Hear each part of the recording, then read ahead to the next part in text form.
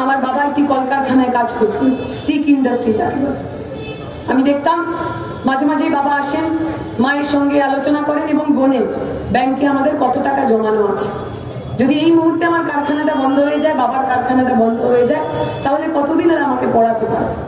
আমি দেখতাম প্রতি 2-3 মাস অন্তর অন্তর ক্যালকুলেশন হতো। আচ্ছা মাধ্যমিকটা অবধি করানো যাবে, আচ্ছা গ্রাজুয়েশনটা অবধি করানো যাবে, আচ্ছা গ্রাজুয়েশনে অনার্সটা অবধি করানো যাবে। ওই আমার বাবার ধুঁকতে থাকা কারখানা, সেই কারখানা কোনোদিনও লক আউট হয়নি, সেই কারখানা কখনো তালাবন্দি হয়নি। কারণ আমার কারখানার, আমার বাবার কারখানায় একটা ইউনিয়ন ছিল, যে ইউনিয়নটার পতাকা লাল, যাতে বড় বড় অক্ষরে CITU লেখা। এই লাল ঝান্ডা আমার মতো হাজার হাজার শ্রমিক পরিবারের ছেলে মেয়েদের আশা ভরসা হয়ে মাথার উপর ছিল।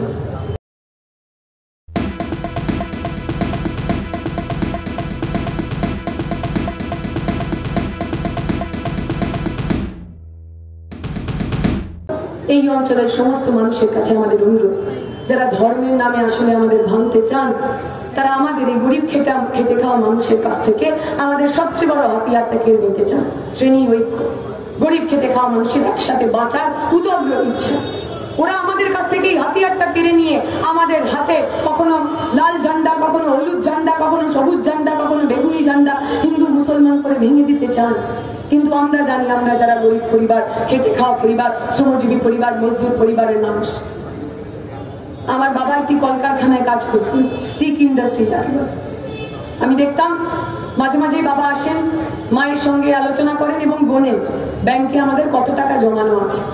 যদি এই মুহূর্তে আমার কারখানাটা বন্ধ হয়ে যায়, বাবার কারখানাটা বন্ধ হয়ে যায়, তাহলে কতদিন আর আমাকে পড়াতে পারে। আমি দেখতাম প্রতি 2-3 মাস অন্তর অন্তর ক্যালকুলেশন হতো।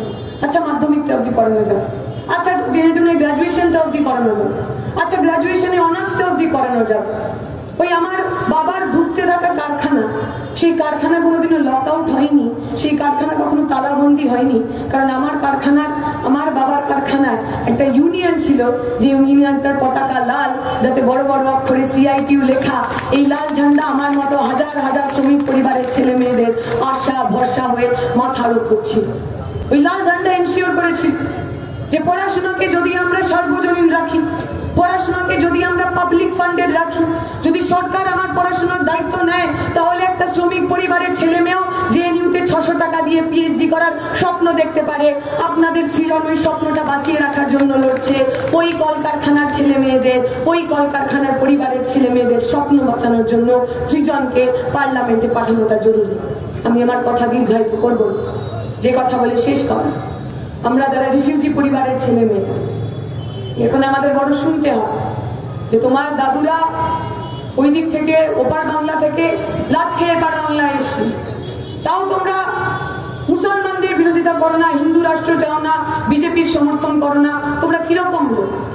আমরা বলি আমাদের বাপ ঠাকুরদারা শিখিয়ে গেছেন আমাদের যে দেশ মানে কি। দেশ মানে কি? এটা মানচিত্র। দেশ মানে কি শুধু ভারত মাতা কি জয়? দেশ মানে কি শুধু একটা ভারত মাতার ফটো? নাকি দেশ মানে দেশে বসবাসকারী লোক, সাধারণ মানুষ, গরিব মানুষ, খেতে খাওয়া মানুষ। ওপার বাংলা থেকে এপার বাংলায় যারা এসেছিলেন, তাদের দুঃখ, তাদের যন্ত্রণা, তাদের ছোটবেলা, তাদের স্মৃতি সবকিছু ছেড়ে তারা এপার বাংলায় এসেছে। এপার বাংলায় যখন রিফিউজি ক্যাম্পে তারা থাকতেন, তখন তো আমি শুনিনি, আমার দাদু তো কখনো বলেননি আমাকে। তখন কোনো বিজেপি ওয়ালারা এসে বলেছিল যে জয় শ্রীরাম, তুমিও হিন্দু আমিও হিন্দু, আসো না, আমার বাড়ির সামনে এক টুকরো জায়গা আছে, তোমাকে একটা বাড়ি করে দিই। আমি তো শুনিনি কোন বজরং দল এসে তাদের বলেছিল যে তুমিও হিন্দু আমিও হিন্দু, আমার বাড়িতে আজকে একটু এক থালা ভাত বেশি হয়েছে, তোমার বাড়ির ছেলেটা না খেতে পেয়ে মরছে, তাকে আমি একটু ভাত দিয়ে দিই। আমার দাদুরা গল্প শুনিয়েছেন, উদ্বাস্তু মানুষ, যে মানুষ ওপার বাংলা থেকে সমস্ত কিছু খুঁড়িয়ে এপার বাংলায় এসেছিলেন, সেই মানুষের মাথার ওপর ছাদ হয়ে, সেই মানুষের মাথার ওপর মায়ের আঁচল হয়ে যদি কোনো পতাকা ছিল, সেই পতাকাটার রঙ লাল, তাতে কাস্তে হাতুড়ি তারা আঁকা।